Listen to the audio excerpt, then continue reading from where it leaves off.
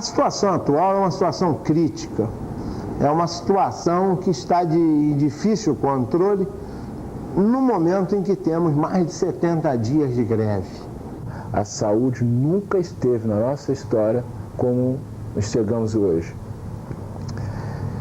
O que é um hospital sem caldeira? Um hospital do porte do Souza Aguiar funcionar sem caldeira. Quer dizer, seguramente qualquer profissional sabe o que isso significa, funcionar um hospital sem caldeira. E tem 30 dias que a gente funciona sem caldeira, e funciona sem laboratório, e funciona sem roupa, e funciona...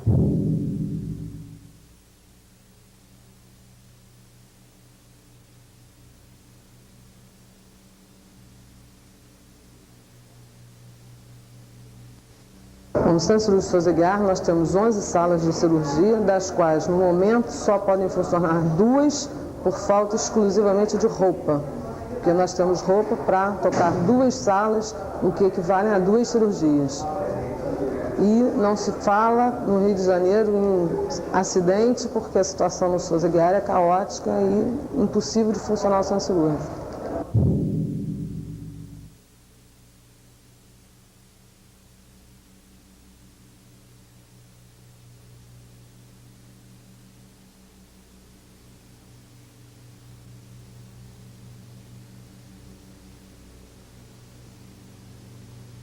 Nós estamos, nesse momento, atravessando uma grande crise e a nossa preocupação é que, geralmente, a imprensa só coloca as coisas mais graves, a deteriorização do hospital, o sucateamento das instalações, e não consegue repassar as coisas importantes que são feitas. E passa para a população uma imagem que a opção seria a escolha de uma iniciativa privada, a escolha de um seguro de saúde para poder se manter, já que os serviços públicos não oferecem a menor garantia.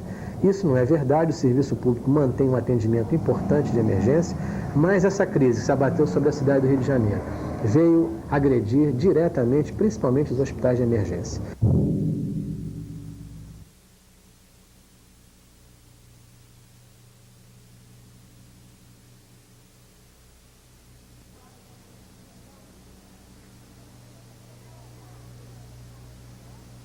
Você está vindo aonde? Nova Iguaçu. Qual foi o problema com o neném? Ele teve princípio de bronquite. Você procurou algum hospital por lá? Não, vim direto pra aqui. Por quê? Porque aqui é bem melhor. Olha, levei ela lá no hospital infantil. Aonde? No hospital infantil, bateram a chapa lá e falaram que ela estava com problema de respiração. Isso lá em Caxias? Lá em Caxias. Mandaram lá pro Semicol. Chegou no Semicol, falou que a menina precisava ficar internada. Deixei ela lá internada dia 1º. Do dia 1º ela pegou e deu alta à garota. No mesmo dia que eu tenho prova aqui, que está aqui a prova aqui, como ela deu alta à garota, não deu medicamento à garota. A menina não está bem. Ela está com falta de ar, está vomitando, está com diarreia. Hoje eu cheguei lá para ser atendida, ela não quis me receber, ninguém da casa de saúde quis me receber. E ela tá magrinha assim há muito tempo? E ela foi gorda pra lá, foi gorda. Ela falou assim, eu não vou internar ela que ela tá gordinha. A garota secou, tá toda assada. Capaz de ela ficar até aqui agora pra tomar soro, não tomou nenhum medicamento lá.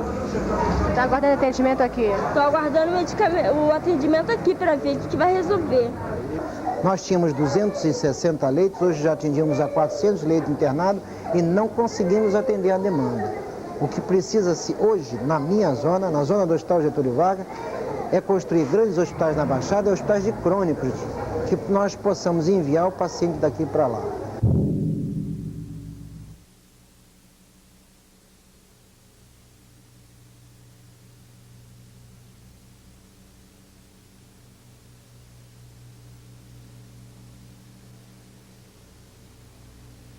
No momento da crise, o que está causando espécie é que realmente o movimento diminuiu muito e as pessoas se perguntam para onde essas pessoas estão indo.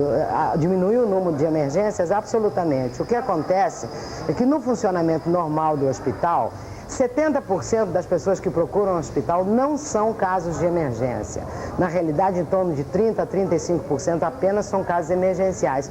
E esses são exatamente os que continuam vindo ao hospital e continuam sendo atendidos, e são esses que representam um quantitativo agora que varia entre 200 e 250 pacientes dia.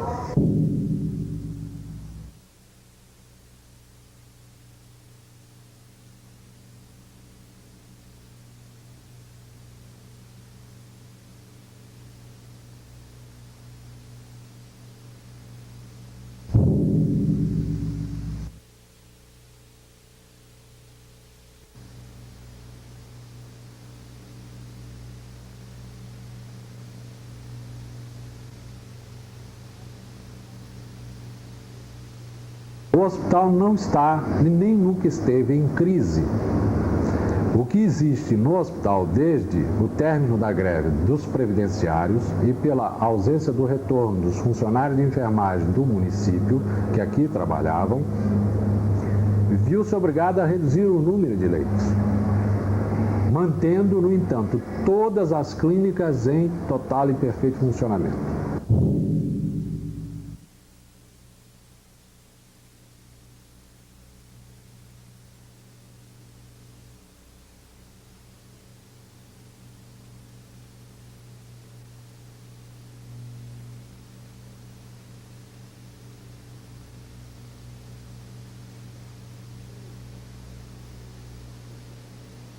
Os leitos dos hospitais do INAMPS foram, em maio do ano passado, complementados ou tiveram a sua possibilidade de funcionamento facilitada pela contratação através de um convênio específico com a Prefeitura da cidade do Rio de Janeiro para a admissão de cerca de 2.000 auxiliares de enfermagem, pessoal auxiliar de nível de enfermagem. Esse pessoal permitiu que os hospitais ampliassem leitos, abrissem serviços, e com a greve desses servidores em função da crise da Prefeitura, certamente esses hospitais como Andaraí, Ipanema, HTO, Cardiologia e Laranjeiras, entre outros, estão sofrendo dificuldades. Agora, certamente não é compreensível que essas dificuldades que eles estão enfrentando os leve a uma diminuição de leitos superior àquele nível de leitos que eles tinham em maio do ano passado. E o que nós estamos assistindo hoje é realmente um momento em que se cria, em que se desenvolve uma nova Constituição, em que se defende o Sistema Único de Saúde e que estamos hoje ameaçados do sistema público simplesmente paralisar. Não por vontade das pessoas, mas por perda do empenho das pessoas, por perda do empenho das autoridades. Isso eu te dou os dados. Primeiro, os leitos estão sendo desativados. Hoje nós temos em torno de quase mais de 1.900, 2.000 leitos desativados. Hoje nós temos um socoteamento de pessoas que preservam seu individualismo máximo quando nós apresentamos esse drama. A emergência que hoje o Rio de Janeiro vive, ela vive porque esse é o sentimento que nós temos para atender assistência médica. Isso já é um defeito, já é um erro de concepção, quer dizer, as pessoas procurarem como único, último reduto a emergência. E é justamente a emergência hoje que está encerrando o seu trabalho. Por outro lado, nós temos uma rede paralela, o INAMPS, o Estado, também em total desorganização. Estamos então diante de um grande momento. O que fazer?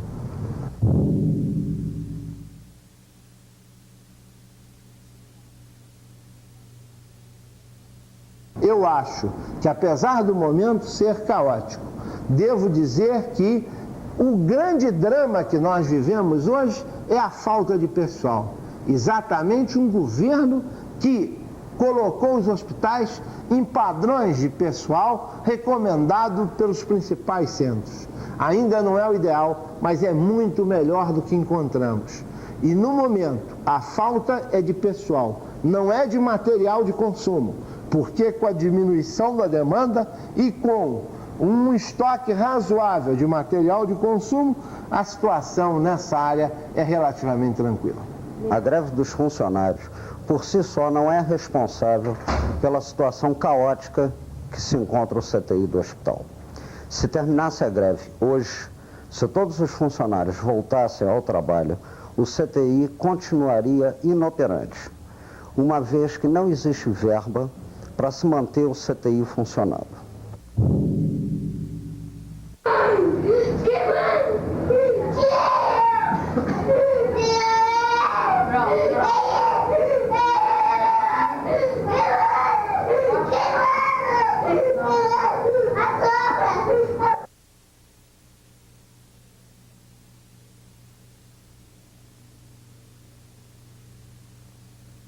Tudo isso requer pessoas que não são só médicos.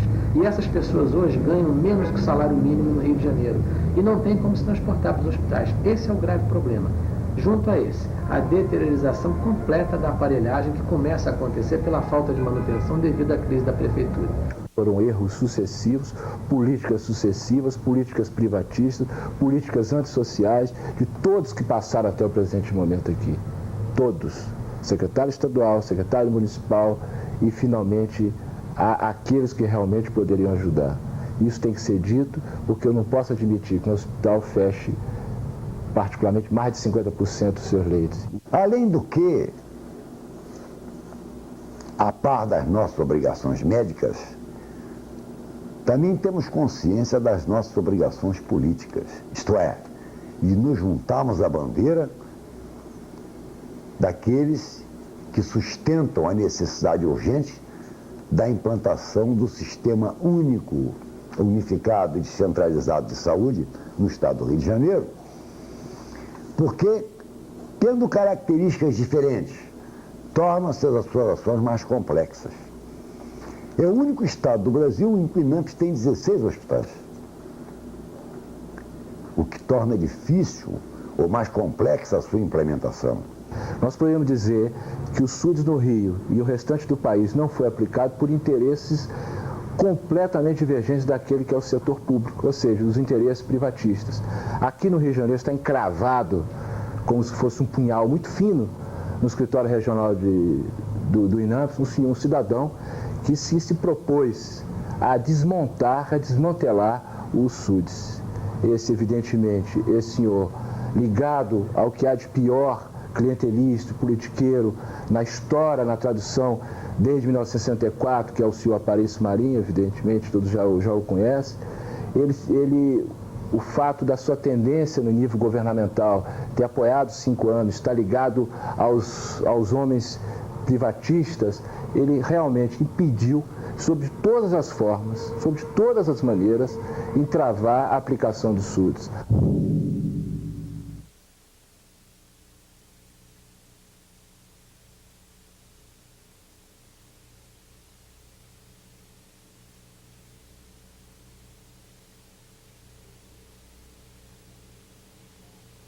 Evidentemente que essa portaria não dá ainda a necessária coordenação administrativa para os secretários estaduais de saúde. Ela avança nesse sentido, mas ainda temos que resolver problemas como o poder de nomear, a capacidade efetiva de ordenar despesas na rede em transição. São problemas que ainda necessitarão regulamentação. Ela prevê que a partir do ano que vem, essas estruturas possam ir sendo substituídas pelas estruturas correspondentes a serem elaboradas pelos governos estaduais.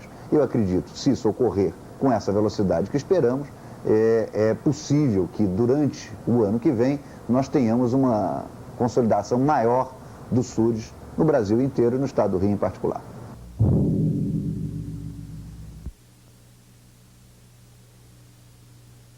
Um governo que trata um município que foi capital da República, estado da Guanabara, com a mesma insensibilidade com que trata municípios bem menores. Esse governo é o grande responsável e a justiça a história seguramente o julgará. Devo dizer também que o comportamento do governo do estado foi também de insensibilidade, porque não tratou o município no momento em que precisava do Banerj, com o apoio e com a seriedade que merecia receber. O que temos feito é, em primeiro lugar, estimulado fortemente. Eu mesmo compareci a uma reunião no Miguel Couto, o Antônio Wilson, meu subsecretário, reunião no Souza Aguiar, no sentido de, através da organização que já existia, das áreas de planejamento, das áreas de programação em saúde, conseguir um apoio das unidades do Estado ou do INAMPS à população que vai buscar socorro nas unidades do município. Evidentemente, esse é um processo que não funciona perfeitamente, porque nós estamos com serviços paralisados. Se os serviços estão paralisados, é evidente que se presume, se eles são necessários à população, que a população esteja sofrendo com a sua paralisação. Temos envidado esforços no campo político de negociar antecipações de liberação de recursos por parte da Previdência Social para a Prefeitura do Rio de Janeiro. Temos procurado não exigir a prestação de contas e pedir a prestação de contas da Prefeitura depois da liberação dos recursos, que é uma etapa administrativa que tem que ser cumprida, e os esforços de natureza política. Mas, por incrível que pareça, até agora, nenhum diretor de hospital do INAMP recebeu qualquer tipo de instrução de como proceder ante essa crise. Exatamente por não saber quando fazer e o que fazer, é que nós, há pouco tempo, solicitamos que os colegas diretores de outros próprios do INAMP se reunissem no nosso hospital com o objetivo de, como governo, ajudar a crise do município. O funcionário de nível superior, e principalmente o médico, ainda não está sensibilizado para esse sistema único de saúde. Ele precisa entender isso um pouco melhor, precisa participar um pouco mais da discussão, precisa diminuir um pouquinho o seu corporativismo, a defesa exclusiva da sua especialidade, do seu serviço, do seu hospital. Isso tem que ser colocado fora, porque um país onde a doença está preponderando, um país onde a necessidade de recursos para atendimento básico, a sofisticação é importante, mas tem os seus limites. Então nós não podemos ter hospitais como temos do INAMP, que são verdadeiras ilhas da fantasia dentro de uma cidade pobre como nós estamos vivendo nesse momento. Os hospitais todos têm que abrir sua porta. Aqueles hospitais que têm tradição, que os pais deixaram para os filhos, que é comum no INAMP, tem que acabar. Nós temos que ter um hospital para a população, dirigido pela população, com a participação dos profissionais de saúde, sem o elitismo do médico, que está prejudicando muito algum desses hospitais. O SUS tem que ser implantado na prática.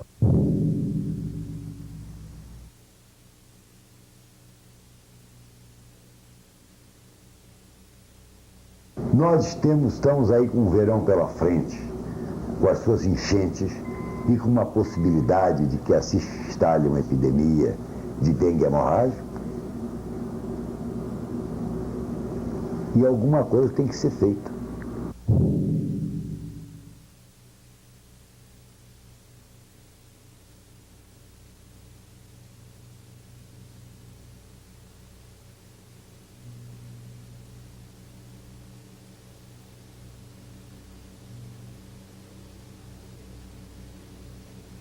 Nós sabemos que o Estado hoje caminha para a falência igual a do município. Carência em todos os setores, desde o maqueiro até o ortopedista. Como é que as pessoas que têm o poder na mão, que têm a responsabilidade na mão, quer dizer, que a elas foi delegado isso, como é que elas podem se mostrar tão insensíveis, como é que elas podem se mostrar assim com o povo?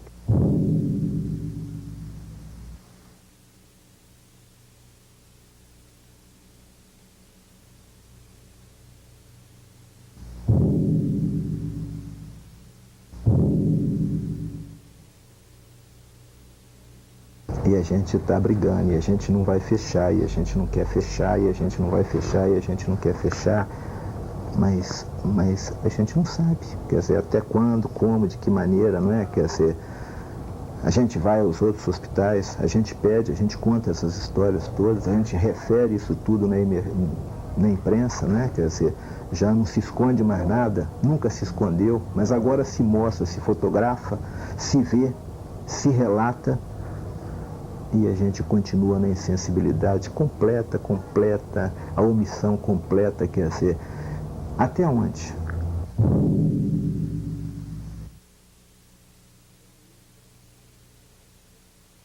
Então entra a coisa que mais nós tememos. É o que o doente não vai morrer no hospital, ele vai morrer do hospital, o que é muito grave. Eu quero saber quem vai assumir essa responsabilidade.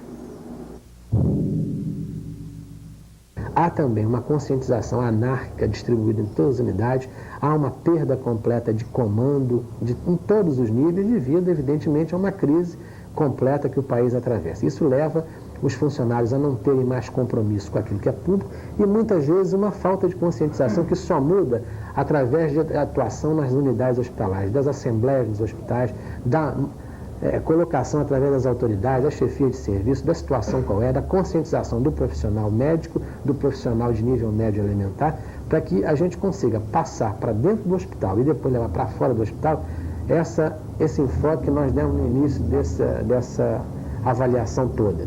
O serviço público é essencial. Se o Hospital Miguel Couto fechar suas portas, evidentemente que a crise mais grave que a saúde já atravessou chegará ao máximo. E aí nós teremos, evidentemente, que passar a trabalhar exclusivamente para o lucro das empresas estrangeiras e nacionais que vivem como intermediários da saúde, que são aqueles que algum tempo atrás algumas pessoas pediram delegada neles. Hoje nós temos que pedir simplesmente Constituição neles, que as pessoas cumpram a Constituição, esqueçam suas cores partidárias, que a luta hoje na área de saúde, quem é a favor do serviço público, quem é a favor da iniciativa privada.